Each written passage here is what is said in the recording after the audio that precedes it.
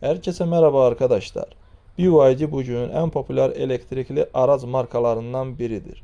Ancak her aracın zayıf noktaları vardır.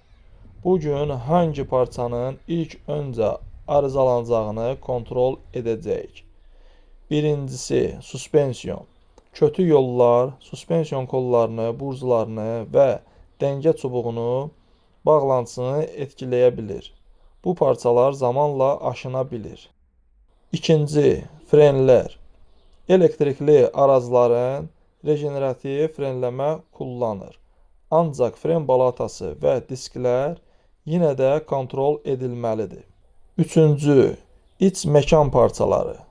Plastik bağlantılar, panellər və küçük parçalar zamanla gevşələnə bilir, səs yarana bilir. Dördüncü, qapılar və mexanizmalar. Menteşələr, kilitlər və qapı kolları çox fazla kullanmadan sonra aşına bilir.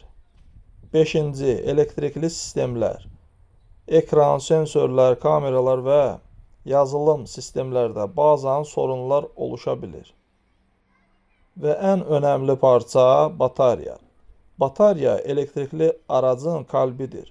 Durumu, mənzili və aracın performansını etkilər.